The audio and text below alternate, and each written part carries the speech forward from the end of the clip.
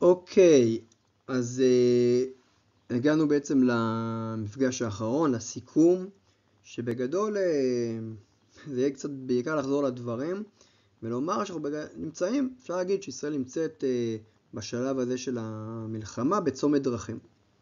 שמצד אחד אנחנו יכולים ללכת לכיוון של הסכם, מצד שני לכיוון של ליצור איזושהי הכרעה. דיברנו על זה גם שבצורה די פסיבית הכיוון הזה של ההכרעה קורה. ובעצם אנחנו צריכים להכריע בין שתי הדרכים האלה. אין דרך שלישית לצורך העניין. ורגע כדי לנסות ולחשוב, כמובן שהצגתי כמיטב יכולתי את שתי הדרכים האלה, וכמובן עם נטייה לכיוון ההסכם, אני חושב שכדי כדי רגע לקבל את ההחלטה, צריך להסתכל רגע על המלחמה מלמעלה, על איך המלחמה התחילה ואיפה אנחנו נמצאים עכשיו. איפה נקודות החולשה שלנו בהתחלה, איפה החוזק, ולהפך, איפה הנקודות האלה עכשיו. ובואו נראה.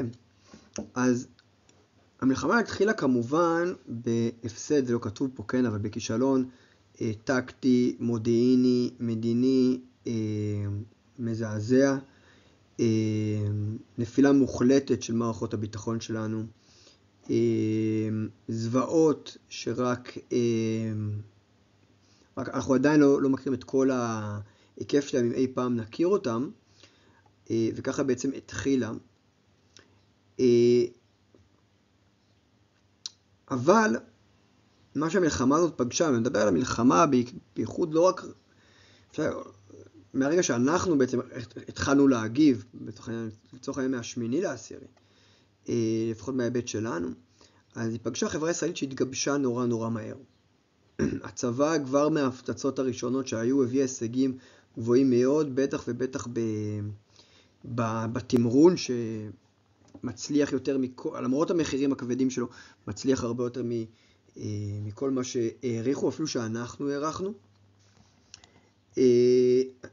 קיבלנו תמיכה אמריקאית יוצאת מגדר רגיל, אני מדבר שוב, אני מדבר על ההתחלה, חכו, לא על עכשיו, שהתבטאה כמובן בנושאות המטוסים בהתחלה, וברכבות אוויריות, זה גם היה אגב אוניות, רכבות חלק אוויריות, חלק בים, המון תמיכה בנו, גם בעולם אגב, בכלל בעולם המערבי, הרבה תמיכה בנו. הסכמי השלום שלנו לא התערערו, ולא היה התקוממות בכלל כמעט בגדה המערבית או בקרב ערביי ישראל. בקרב ערביי ישראל בכלל לא, בגדה המערבית מאוד מוגבל. וגם ציר ההתנגדות, שבאמת אולי הכי obvious שיבוא לצד איראן, לצד חמאס, אז תמך ברמה מאוד מסוימת. כלומר, חיזבאללה לא הכריזו מלחמה מלאה, ובטח לא שאר הפרוקסים, קצת החות'ים עושים מה שהם עושים, אבל זה לא מספיק כדי למנוע מישראל להילחם בעזה. אפשר להגיד באיזשהו מקום, שאומנם חמאס הצליח מאוד מבחינה טקטית ב7 לאוקטובר, אבל הוא כשל לחלוטין גם בהערכה שלו את ישראל, את הנכונות שלה להילחם, את היכולת שלה להילחם, וגם את בעלות הברית שלנו, וגם את בעלות הברית שלו, גם את מישהו הניח שיצטרף אליו, אז הוא הצטרף אליו, הוא מצא את עצמו, בסופו של דבר נלחם די לבד מול המכונה משומנת הזאת שנקראת צה"ל והחברה הישראלית, ונחל הפסדים מאוד קשים. אז שוב, ניצחון טקטי בהתחלה, ומשם פחות או יותר איזשהו תהליך, כמובן לקח זמן עד שהמומנטום עבר אלינו, כן? זה לא ביום אחד אחרי הצלחה כזאת גדולה שלו, אבל ככל שהזמן עבר, המומנטום עבר אלינו. איפה אנחנו עכשיו נמצאים בכל הזירות האלה? אולי צריך לעשות את זה איזשהם מעגלים, כי זה כמה רשתות, שאלה של טקטי מול חמאס, וזו שאלה של מול ערביי ישראל והפלסטינאים, וזו שאלה מול העולם הערבי, ושאלה מול העולם בכלל. אבל אני חושב שבעוד המצב הטקטי שלנו, גם זה לא כתוב פה, הוא טוב יותר, כלומר אנחנו ממשיכים להביא הישגים גבוהים ולכבוש את מרכז הרצועה ודרום הרצועה, ונראה לי שצה"ל עם הפיצוח שלו של שיטות ההגנה של חמאס, אם יתאפשר לו לתקוף ברפיח, אני חושב שהוא יוכל להשלים את כיבוש הרצועה והשמדת בעצם החטיבות האחרונות המסודרות של חמאס שם. בשאר התחומים אנחנו דווקא מדרדרים. זאת אומרת, המצב בגדה הולך ומדרדר. היחס עם המדינות הערביות הולך ומדרדר. היחס עם המערב הולך ומדרדר, והקרע בעם הולך ונפער. זאת אומרת שאם התחלנו באיזשהו כישלון טקטי, אבל הצלחה בהיבטים האחרים, אנחנו נמצאים באיזשהו אולי הצלחה טקטית, שאולי אנשים בונים עליה שהיא לבדה תביא ניצחון, אבל בעצם כישלון בכל התחומים האחרים. אני גם חושב אני רוצה גם להדגיש, כן, שניצחון צבאי או טקטי הוא תמיד כלי, הוא אף פעם לא יכול לעשות משהו בפני עצמו. איזשהו מהלך מדיני צריך להתלוות אליו. הוא תמיד נועד למנף איזשהו מהלך מדיני, והוא לא נועד בעצם להיות איזשהו, הוא לא יכול לבד להכריע, כן? זה גם בטבע של מהלך צבאי. אז זה מצוין שאנחנו מצליחים טקטית, אבל אם אנחנו לא מצליחים למנף את זה למצב מדיני ביטחוני יותר טוב, אנחנו יכולים למצוא את עצמנו שאנחנו לא עומדים בעצם במטרות של המלחמה, שזה אומר שכמו שאמרתי, חמאס יישאר שולט בעזה ויחזיק מספר של חטופים. אני לא חושב שזו טעות, אני לא חושב שזה איזושהי טעות המקום שהגענו אליו. כלומר, ההידרדרות הזאת ביחס לעולם הערבי, הקרע בעם, הפלסטינאים, עכשיו מדובר על ערביי ישראל סביב, לא יודע, מאיזושהי סיבה למנוע מהם לעלות להר הבית, למרות שערביי ישראל לא היו קשורים בכלל לסוגיה של 7 לאוקטובר ולהפך. לא היו התקוממות, הם ברובה תמכו בנו, ועכשיו אנחנו עושים איזשהו מהלך כדי לגרום להם ממש בכוח להסית. אז אני לא חושב שזה טעות שאנחנו כל הזמן מדרדרים, אני חושב שזה מדיניות. ואני חושב שזה בעצם קורה בגלל שבממשלה שלנו יש בעצם איזשהם שני ניגודים. הליכוד הוא נמצא איפשהו באמצע ביחס לזה, והחיבור שלו עם המחנה הציוני מושך לכיוון הסכם, כלומר האנשים בליכוד שתומכים בזה והולכים עם המחנה הציוני כן לכיוון הסכם כמו שתיארתי, ויש אנשים בליכוד יחד עם, איך הם נקראים, הציונות הדתית, סמוטריץ' ובן גביר, שדוחפים לכיוון הכרעה, ובעצם יש לנו שתי מדיניות, אסטרטגיות שפועלות במקביל, ומנסות לסתור ולסנדל אחת השנייה מתוך הממשלה. זה מצב, זה לא פעם ראשונה שיש כוחות שונים בממשלות, כן, אבל בתוך מלחמה ואסטרטגיות כל כך שונות, כן, זה מאוד מאוד נדיר, ואני חושב שכשמישהו אומר לעצמו, אני רוצה למנוע עלייה להר הבית של ערביי ישראל, אז הוא בעצם אומר גם, אני רוצה להציס גם את ערביי ישראל, ולא רק להילחם בעזה, אני רוצה גם להילחם מול ערביי ישראל.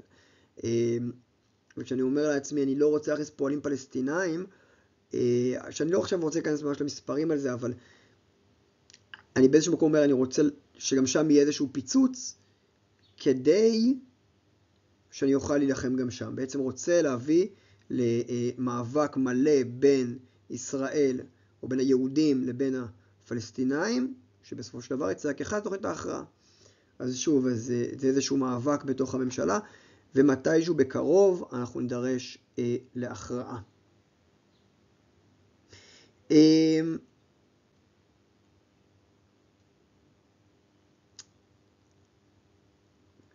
אני רוצה רגע להגיד, זה באמת, אם נחזור לזה הקודם, שכתבתי, לא רק אמרתי אותם בדיוק, אבל זה באמת פרדוקסלי שביחס להישגים שהשגנו בתחילת המלחמה, שוב, אחרי 7 באוקטובר והכניסה לעזה וההצלחות הטקטיות והמדיניות, שכל מה שהיינו צריכים לעשות בגדול, זה לדאוג ששאר הזירות שלנו יהיו יחסית שקטות. כלומר, הזירה הבינלאומית שתיתן לנו לעבוד, הזירה בגדה שתיתן לנו לעבוד, בערביי ישראל, העולם הערבי, שכולם יהיו בשקט, ייתנו לנו להילחם ולכבוש את עזה עד רפיח. לפרק את חמאס עד רפיח, לפרק בעצם את כל היכולת הצבאית המסודרת שלו, וכאמור להכניס איזשהו גורם אחר אחר כך, ואיכשהו לא עשינו את זה. ויותר מזה עשינו בדיוק הפוך. ורואים את זה בהמון, נתתי קצת כמה דוגמאות על הר הבית והפועלים פלסטינאים, אבל באמת נראה שבהמון דברים עשינו דווקא להציס את השטח, ופה זה מה שמתכוון, שהדבר הזה הוא גם מדיני, והוא לא קורה בטעות, הוא לא קורה כי כולם אנטישמי, אלא גם ממש רואים פעולות שאנחנו עושים בשטח, בפועל, למשל הרעיון של בן גביר, אם אני לא טוען, לאיזשהו עיתון האמריקאי חשוב, אני לא רוצה לטעות בשם, שממש הוא יוצא נגד הממשל, פשוט במטרה מכוונת לפגוע במערכת היחסים בינינו. אז שוב, אני לא חושב שזה טעות, אני חושב שגורם בתוך ישראל ששואף לפרק את היחסים שלנו במערב, לפרק את היחסים שלנו בעולם הערבי, ולפרק את היחסים שלנו עם פלסטינאים, כי בגדול הוא חושב שננצח במאבק הזה. אבל בקיצור, אנחנו נאלץ להידרש להכרעה בקרוב. ההכרעה הזאת יכולה להיות בבחירות, ויכולה להיות בתוך הממשלה הזאת.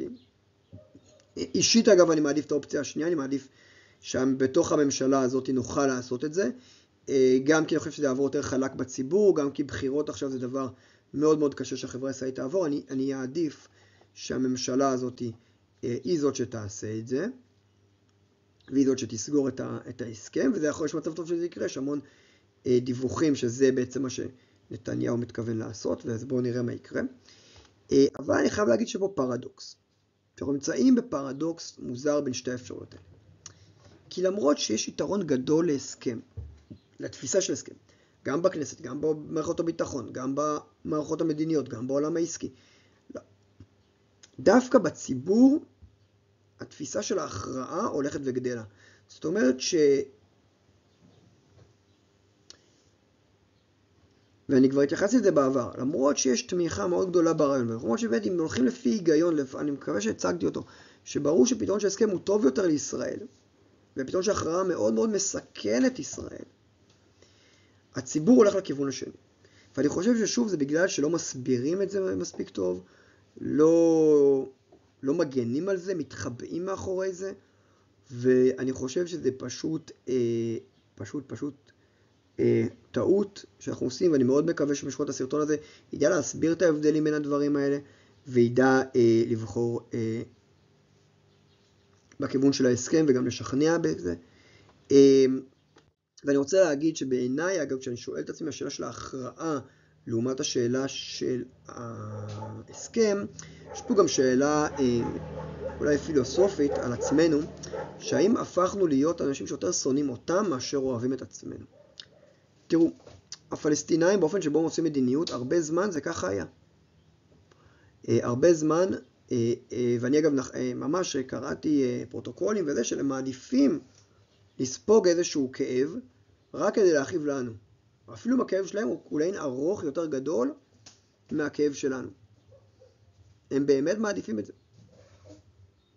הם לא ייתנו לנו למשל תענוג בזה שפה שתי מדינות, אפילו רק כדי שאנחנו לא נוכל לחיות פה בשלום. הם יהיו מוכנים לחיות בתנאים שלהם ולא לתת לנו. זה דבר פסיכי. אבל האם עכשיו הפכנו להיות גם אנחנו כאלה?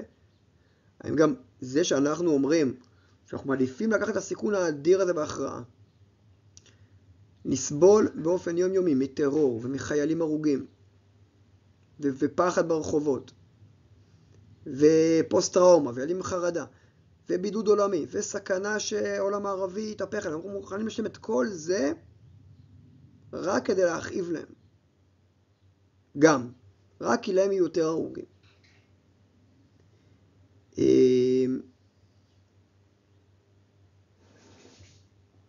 אני שקלתי מאוד אם להשתמש בהשוואה הזאת, כי אני לא מאמין בהשוואות שקשורות לשואה או משהו כזה, אבל זה באמת איזושהי נקודה מעניינת, שמי שרואה יש סרטון ביוטיוב שנקרא Why Hitler Lost the War, מאוד מעניין, מאוד מאמין לראות את זה, ואחד הדברים שהוא רואה, שהיטלר היה כל כך שקוע בשנאה לעם היהודי, שהוא היה מוכן להפסיד את המלחמה, ולהפסיק לשמוע לרעיונות רציונליים, בשביל להרוג עוד יהודי אחד.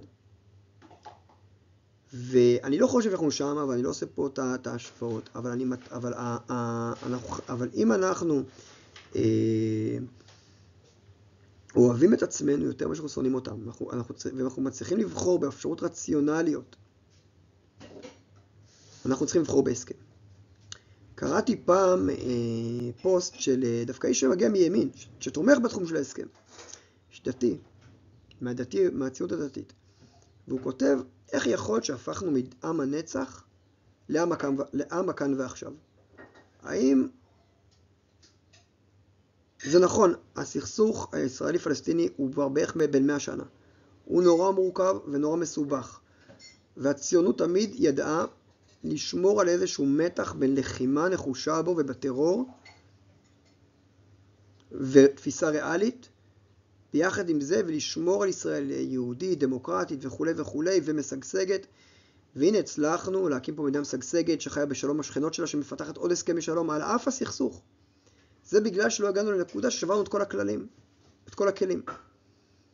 וראינו את התמונה הארוכה, ושמרנו על העיקרון הזה. ועכשיו, בשביל להיות דור הניצחון, בשביל לקבל הכל כאן ועכשיו, אנחנו מוכנים לסכן את הכל. אני חושב שאלה השאלות שאנחנו צריכים לשאול את עצמנו, שאנחנו מבקשים לקבל את ההחלטות האלה, ולא רק להישאר בסרפס הזה של החרדה. אנחנו חייבים להיפטר מהפלסטינאים עכשיו ומיד, כי אנחנו לא יכולים להתמודד עם זה. אנחנו יכולים להתמודד איתם, תמיד התמודדנו איתם.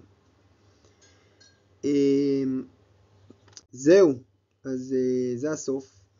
תודה לכל מי שצפה בי, אני מקווה שפתחתי את המחשבה, לימדתי משהו. מוזמנים כמובן לכתוב עליי מחשבות, שאלות, טענות, גם בהערות לסרטון, גם למייל. באמת אני מעריך את כל מי שצפה בזה, בייחוד מצד ימין של המפה. וזהו, מקווה שיהיה לנו טוב יותר במדינה הזאת, ונצא מפה באמת לימים טובים בהרבה. להתראות.